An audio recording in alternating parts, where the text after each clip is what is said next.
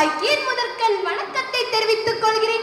தன்னை விட உயரத்தில் நிற்க வைத்து தரணியை ஆள வைக்க தன் முழு மூச்சாய் உழைக்கும் என் இரண்டாம் தாய்மார்களாகிய என் ஆசிரியர்களை வணங்கி பேச்சில் என்னை வீழ்த்தவன் கல்லோடு வந்திருக்கும் என் தோழமை போட்டியாளர்களை, நாங்கள் பேசுறதை கேட்க வந்திருக்கும் பெற்றோர்களே, பெரியோர்களே, நான் பேச விழுகின்றேன். என் உரையை கேட்க தருவுங்கள் உங்கள் காதுகளை, பாராட்ட தயாராகுங்கள் உங்கள் கரங்களை.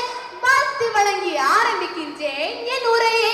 கடல் உமிழ்ந்த ஒரு வீரன் கடல் தாண்டி கிளந்தான் தேசத்திற்காக. கை ஒன்றிலோ சட்ட புத்தகம், மனம் ஒன்றிலோ சுதந்திர புயல். தலை வணங்கும் போதே நெஞ்சம் பெருமை கொள்கிறது. இந்த பெருமைக்கெல்லாம் சொந்தக்காரர் தான் வ.உ. சிதம்பரம் தான். எனக்கு இங்கு பேச கொடுக்கப்பட்ட தலைப்புக்கு சொந்தக்காரரும் இவர் தான். இவருடைய இயற்பெயர் வ.உ. சிதம்பரம் பிள்ளை. இவர் தூத்துக்குடி மாவட்டம் ஒட்டப்பிடாரம் எனும் இடத்தில் 1872ஆம் ஆண்டு செப்டம்பர் 5ஆம் தேதி பிறந்தார். இவர் 1895ஆம் ஆண்டு திருச்சியில் வழக்கறிஞராக பட்டம் பெற்றார். இவர் 7ஆம் வயதிலே தேசிய உணர்வு கொண்டவராக விளங்கினார்.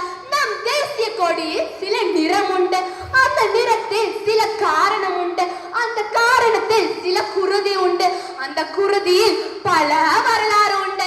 அந்த வரலாற்றை தான் உங்கள் முன் கூற வந்துள்ளேன், கவனமாக கேளுங்கள். அந்த வரலாற்றை கூறும் போது என் கண் கலங்குகிறது, நெஞ்சம் துடிக்கின்றது, தலை வணங்குகிறது. நண்பர்களே, 17ஆம் நூற்றாண்டில் வணிகர்களாக வந்த ஆங்கிலேயர்கள் படிப்படியாக இந்தியாவின் பல பகுதிகளையும் கைப்பற்றினர். ஆங்கிலேயர்களும் அவர்களின் வணிகத்தையும் புறக்கணித்து இந்திய வணிகத்தை ஊக்குவிப்பதற்காக தொடங்கப்பட்டதே சுதேசி இயக்கம். இதில் முக்கியமானவர் தான் வ.உ. சிதம்பரனார்.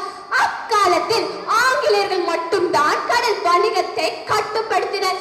ஆனால் இவர் அவர்களுக்கு சவால் விட்டு பல தேசிய கப்பல்களை இலக்கி ஸ்டீம் நேவிகேஷன் என்னும் ஒரு கப்பல் கம்பெனியை ஆரம்பித்தார். அப்பொழுது ஆங்கிலேயர்கள் இவருடைய வணிகத்தை கண்டு பொறாமை கொண்டு இவரை சிறையில் அடைத்தனர். அப்பொழுது அவர் 6 ஆண்டுகள் சிறையில் தாங்காது உயிரிழந்தார். என்னென்ன கஷ்டங்களை அனுபவித்தார் தெரியுமா? அவர் மாவரைத்தார், கல்லுடைத்தார் மற்றும் வாரூசியை மாடுகளுக்கு பதிலாக செக்கிலுக்கு வைத்தனர். எனவே அவர் செக்கிழுத்த செம்மல் என்று அழைத்தனர். அவர் சிறையிலிருந்து விடுதலையான பின்பு நோயினாலும் வறுமையினாலும் துன்புற்று அவர் அங்கே இறந்து போயிட்டார். சிதம்பரனின் தேசப்பற்றையும் அவரது வணிகத்தையும் கண்டு ஆங்கிலேயர்கள் பொறாமை கொண்டிருக்கலாம், ஆனால் அவர் நம் மனதில் இருக்கிறார் என்று கூறி விடை பெறுகிறேன்.